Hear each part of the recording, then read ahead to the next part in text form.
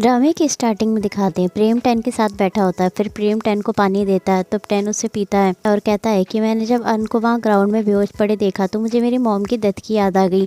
मुझे याद आ गया कि मैं उन्हें बचाने के लिए कुछ नहीं कर पाया। आज सेम वही सिचुएशन फिर से मेरे सामने थी, इसलिए मैं डर गया था। ये दुनिया मेरे लिए इतनी क्रूल क्यों है? तो प्रेम कहता है कि नहीं 10, दुनिया तुम्हारे लिए क्रूल नहीं है, तुम्हें इसे ईजी समझना होगा। तभी नर्स वहाँ आती है और 10 को बताती है कि अर्नब ठीक है। ये सुन के 10 को तसल्ली मिलती है। तो प्रेम कहता है कि देखा 10, तुमने उसे बचा लिया, तुम ये कर सकते हो। तो 10 कहता है कि मुझे ऐसा लग रहा है कि मेरी 10 साल का नाइटमेयर आज ख़त्म हो गया। तो प्रेम कहता है कि तुम्हारी मॉम की हमशक्ल से मिलना बहुत ही रेयर कोइंसिडेंस है, पर मुझे लगता है कि सब कुछ एक रीज़न से होता है। तुम्हारे साथ फिर से सेम वही चीज़ नहीं हुई, बल्कि इसने तुम्हें दूसरा चांस दिया। तो तुम्हारी माइंड में तुम्हारी मॉम को ना बचाने को लेके जो डाउट था वो तुम अब कर सकते हो। फिर नेक्स्ट सीन में दिखाते हैं 10 अन के पास जाता है और उससे पूछता है कि तुम अब कैसी हो? तो अन कहती है कि मैं अब ठीक हूँ, अगर तुम नहीं होते तो शायद मैं बच नहीं पाती, थैंक यू। अन के पास एक डॉक्टर बैठा होता है जिसका नाम न्यूआ होता है। उसने अन का हाथ पकड़ रखा होता है। तो 10 न्यूआ से पूछता है कि अन अब सेफ है ना, उसके साथ दोबारा तो कुछ नहीं होगा ना? तो अन कहती है कि मेडिकली कहीं तो हम ऐसा नहीं कह सकते कि हम बिल्कुल सेफ़ हैं। लोगों की लाइफ को लेके 100% गारंटी कभी नहीं होती, पर हम डॉक्टर्स को अपनी पूरी कोशिश करनी चाहिए और तुम भी वही कर रहे हो। मुझे पूरा यकीन है कि फ्यूचर में तुम बहुत अच्छे डॉक्टर बनोगे। अन की बातें सुन के 10 स्माइल करता है। फिर नेक्स्ट सीन में दिखाते हैं डाई कहीं जा रहा होता है। तो फायर कहता है कि मुझे भी अपने साथ ले चलो। पहले तो डाई उसे मना कर देता है और चला जाता है, पर फिर से वापस आता और फायर को अपने साथ बिठा लेता है। फिर रास्ते में डाई की स्कूटी बंद हो जाती है। तो डाई कहता है कि लगता है इसकी गैस खत्म हो गई है, मैं इसे गैस स्टेशन लेके जाता हूँ। तो फायर कहता है कि मैं भी तुम्हारी हेल्प करता हूँ। तो डाई कहता है कि मुझे तुम्हारी हेल्प नहीं चाहिए। तो फायर कहता है कि तुम मुझसे हेट क्यों कर रहे हो? तो डाई कहता है कि क्योंकि तुम भी मुझसे हेट करते हो और ये तुम ही ने मुझे कहा था ना। तो फायर कहता है कि मैं तुमसे हेट नहीं करता, मुझे अपने साथ रहने दो, मैं तुम्हारे साथ रहना चाहता हूँ। तुम्हें पता है मैंने कितनी कवरेज जुटाई है ऐसा करने के लिए। तो डाई कहता है कि तुम मुझे इतना डिसलाइक करते थे, उसे देख के मुझे डाउट होने लगा था कि क्या तुम वो सेम फायर हो जिसने मुझे बचाया था। तो फायर कहता है कि मैंने तुम्हें कब बचाया? फिर फ्लैशबैक दिखाते हैं डाई फर्स्ट ईयर का स्टूडेंट होता है। तो उसके दो क्लासमेट आके उससे कहते हैं कि तुमने हमारा नाम ग्रुप असाइनमेंट से क्यों हटाया? तो डाई कहता है कि क्योंकि तुम दोनों ने उसमें कंट्रीब्यूट नहीं किया। तो उसके क्लासमेट्स कहते हैं कि बाकी स्टूडेंट को तो उससे प्रॉब्लम नहीं थी, फिर तुम्हें क्या प्रॉब्लम थी? तुम हमें हाई स्कूल में शामिल करना क्यों नहीं चाहते? तो डाई कहता है कि मैंने तुम्हें पहले भी बताया था कि अगर तुम कंट्रीब्यूट नहीं करोगे तो यही होगा, अब हटो मेरे सामने से। तो वो दोनों डाई को मारने लगते हैं। तभी फायर वहाँ आता है और डाई को उन दोनों से बचाता है। तभी डाई फायर को देखता है और उससे इंप्रेस हो जाता है। फिर वो स्टूडेंट वहाँ से भागने लगते हैं तो फायर उनके पीछे चला जाता है। फिर फ्लैशबैक खत्म होता है तो फायर कहता है कि ओह तुम तो पहले से बहुत बदल गए हो। तो डाई कहता है कि उसके बाद से मैंने खुद के लिए स्टैंड लेना सीख लिया, वरना सभी मेरा एडवांटेज लेते। ये सब तुम्हारी हेल्प से हुआ, पर तुम्हें तो कुछ याद ही नहीं। मुझे लगता है कि तुम्हारे प्यार में पड़ना सिर्फ टाइम वेस्ट है। फिर नेक्स्ट सीन में दिखाते हैं 10 प्रेम के पास आता है और कहता है कि मुझे लगा तुम चले गए होगे। तो प्रेम कहता है कि मैं जाने वाला था, पर मुझे याद आया कि एक बात है जो हमने अभी शॉर्ट आउट नहीं की है। तो 10 पूछता है कि कौन सी बात? तो प्रेम अपनी पहली वाली बात याद करता है जब उसने कहा था कि क्या हम दोनों एक दूसरे से दूर ना रहें। प्रेम अपने मन में ये बात सोचता है और अपने मन में कहता है कि क्या 10 को ये बात याद नहीं। तभी प्रेम को अनकी की कॉल आती है जो उसे कहता है कि तुम इतने टाइम से हॉस्पिटल में क्या कर रहे हो? तो प्रेम कहता है कि मुझे लगता है कि मेरे और 10 के बीच में डिस्टेंस बहुत बढ़ गई है, मैं उसे कम करना चाहता हूँ, पर मुझे लगता है कि वो ये डिस्टेंस रखना चाहता है। तो अनकी कहता है कि तुम उसे मेरे प्लेस पर लेके आओ, इससे तुम्हारे बीच का डिस्टेंस थोड़ा कम होगा। फिर अनकी फ़ोन रख देता है। तो प्रेम 10 से कहता है कि अनकी ने मुझे अपने प्लेस पर आने के लिए कहा है और उसने तुम्हें भी इनवाइट किया है। तो 10 कहता है कि मैं नहीं जा पाऊंगा। तो प्रेम कहता है कि क्या तुम मुझसे नाराज़ हो? तुमने तो एकदम से मना कर दिया। तो 10 कहता है कि ऐसा कुछ भी नहीं है, मैं बस बहुत थका हुआ हूँ और मेरा माइंड भी ठीक नहीं है। तो प्रेम कहता है कि ओके तुम घर जाके रेस्ट करो। तो 10 कहता है कि तुम भी मेरे साथ चलो, तुम्हें मुझसे कुछ बात करनी थी ना, और मुझे भी तुमसे कुछ कहना था। फिर नेक्स्ट सीन में डाई और फायर को दिखाते हैं जो डाई की स्कूटी को ठीक कराने गए होते हैं। तो फायर कहता है कि मुझे खुद को लेके बहुत पहले ही रियलाइज़ कर लेना चाहिए था, शायद मैं कभी रियलाइज़ नहीं कर पाता अगर तुमसे ना मिला होता। तुमने मुझे रियलाइज़ करवाया कि मैं तुम्हें लाइक करता हूँ। तो डाई स्माइल करता है। तो फायर उसे किस करने जा रहा होता है, तभी हॉर्न की आवाज़ सुन के वो रुक जाता है। तो डाई हंसने लगता है और कहता है कि तुम क्या करने जा रहे थे? तो फायर कहता है कि कुछ भी तो नहीं। तो डाई कहता है कि तो अब से हम बॉयफ्रेंड हुए ना?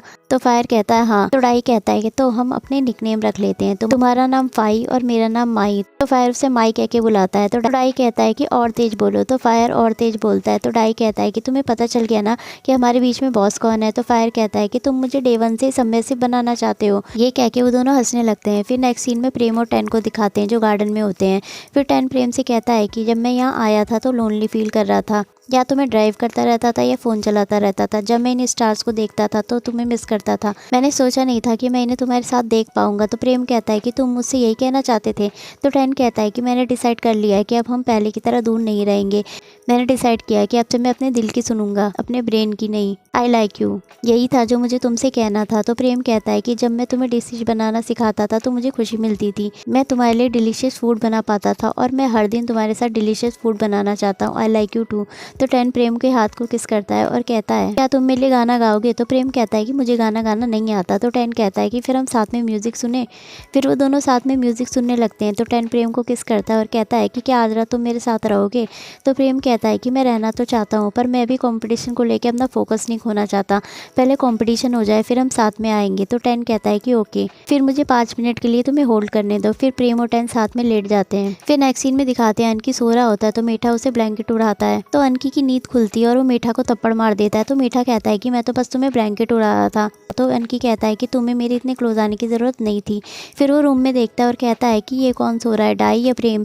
तो मीठा कहता है कि प्रेम तो सुबह ही चला गया था और डाई नीचे है, ये फायर है जो यहाँ सो रहा है। तो अनकी जाके उसकी ब्लैंकेट हटाता है और देखता है कि फायर अपने फ़ोन कान में लगा के सो रहा होता है। तभी उसका फ़ोन बजने लगता है तो फायर उठाता है और फ़ोन रिसीव करता है। तो डाई उससे पूछता है कि तुमने मेरा फ़ोन क्यों काटा। तो फायर चिल्ला के बोलता है कि इतना सुबह कौन कॉल करता है, और उस पर चिल्ला के फ़ोन काट देता है और अनकी से कहता है कि ये कॉल सेंटर वालों की कॉल थी। दूसरी तरफ डाई फायर की बातें सुन के कहता है कि तुम्हारी इतनी हिम्मत कि तुमने मुझ पे चिल्लाया। फिर अनकी और मीठा जब रूम से चले जाते हैं तो फायर फिर से डाई को कॉल करता है। डाई कॉल उठा के उस पर चिल्लाने ही जा रहा होता है कि फायर कहता है कि सॉरी माई, वो लोग रूम में थे इसलिए मुझे तुम पे चिल्लाना पड़ा, प्लीज़ मुझे माफ़ कर दो प्लीज़ प्लीज़। तो डाई स्माइल करता है और कहता है कि तुम तो बिल्कुल सॉफ्ट हो गए, मुझे लगा नहीं था कि तुम ऐसे बन जाओगे।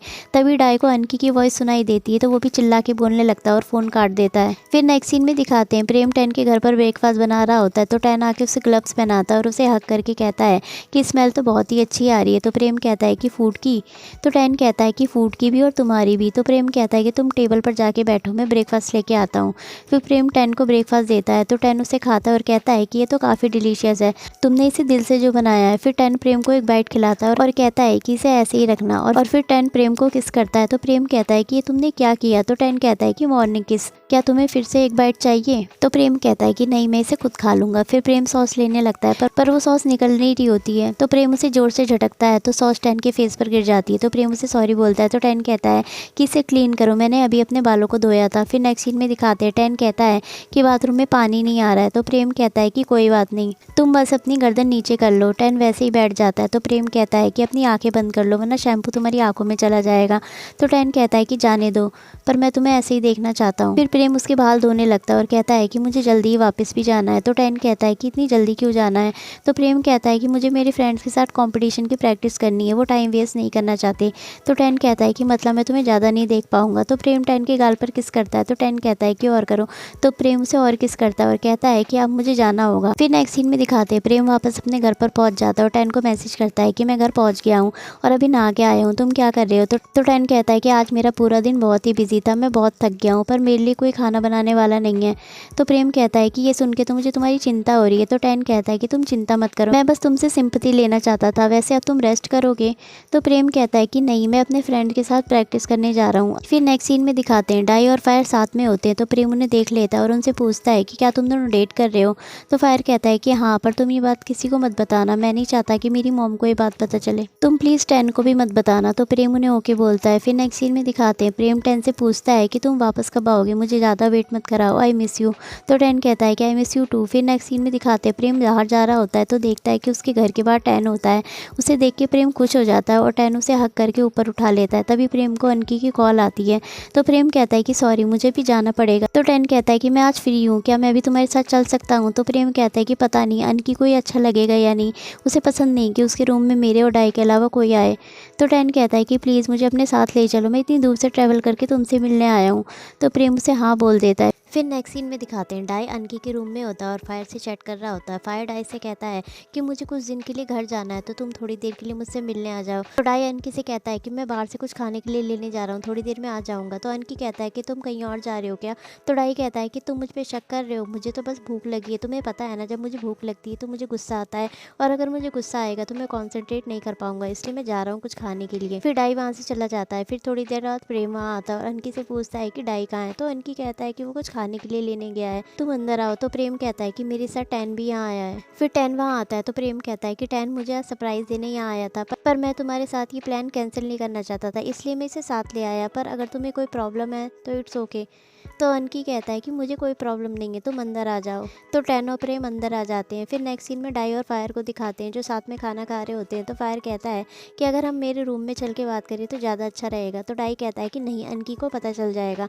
तो फायर कहता है कि तो मैं तुम्हें अपने रूम में छुपा दूंगा। तो डाई कहता है कि मुझे छुपना नहीं है और मैं अनकी के साथ अपना प्लान कैंसिल नहीं करना चाहता। वो इस दिन के लिए काफ़ी टाइम से वेट कर रहा है, मुझे वापस जाना होगा।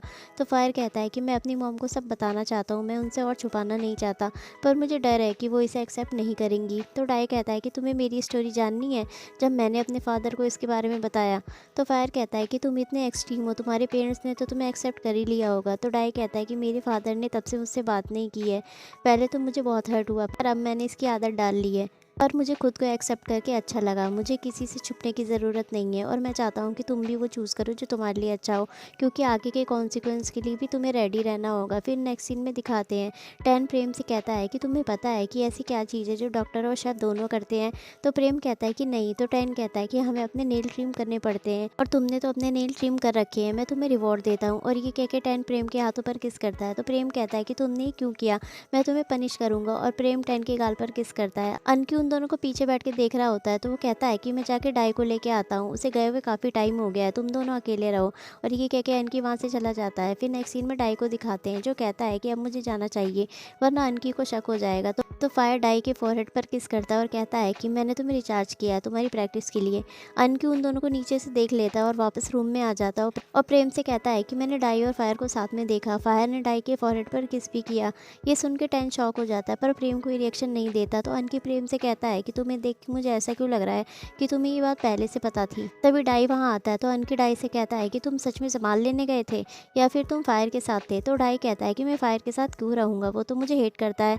तो अनकी कहता है कि अच्छा फिर मेरे साथ चलो और अनकी डाई को अपने साथ लेके जाता है। तो प्रेम और टैन भी उनके पीछे जाते हैं कि जाके फायर की डोरबेल बजाता है और डाई को सामने खड़ा करके खुद पीछे हट जाता है। तो फायर गेट खोलता है और डाई को देख के कहता है भाई हम अभी कुछ मिनट पहले ही तो अलग हुए थे, क्या तुम मुझे अभी से मिस करने लगे। फिर फायर बाकी लोगों को देखता है तो अनकी डाई से कहता है कि तुम्हें ये बात मुझसे क्यों छुपाई, तुम दोनों ने मुझे क्यों नहीं बताया, क्या मैं तुम्हारा फ्रेंड नहीं हूँ। तो डाई कहता है कि प्रेम को इसके बारे में पहले पता नहीं था। तो प्रेम कहता है कि हाँ मैंने इन दोनों को एक दिन साथ में देख लिया था जैसे आज तुमने देखा। तो अनकी कहता है कि उससे क्या फ़र्क पड़ता है, तुमने मुझे तो नहीं बताया ना, क्या मैं तुम दोनों का फ्रेंड नहीं हूँ। मुझे लगता है तुम दोनों ने अपना फोकस भी खो दिया है क्योंकि तुम दोनों के पास बॉयफ्रेंड है, मुझे लगता है मैं तुम दोनों से अलग हूँ। तो प्रेम कहता है कि ऐसा कुछ नहीं है। तो अनकी कहता है कि ऐसा ही है और गुस्से में वहाँ से चला जाता है। तो प्रेम और डाई अनकी के पास जाते हैं और उससे रूम खोलने के लिए कहने लगते हैं पर अनकी अंदर गुस्से में बैठा होता है। फिर डाई के पास अनकी का मैसेज आता है कि मैं कंपटीशन में पार्ट नहीं ले रहा हूँ। तो प्रेम उसे फिर से गेट खोलने के लिए कहने लगता है। तो टैन प्रेम से कहता है कि तुम्हें उसे कुछ देर के लिए अकेला छोड़ देना चाहिए, उसे सोचने के लिए टाइम चाहिए होगा। और ये एपिसोड यहीं ख़त्म हो जाता है। सो गाइज़ ये एपिसोड आपको कैसा लगा मुझे कमेंट सेक्शन में ज़रूर बताएं और ऐसी ही लेटेस्ट अपडेट्स के लिए सब्सक्राइब करें मेरे चैनल को, लाइक शेयर और कमेंट्स। Thank you.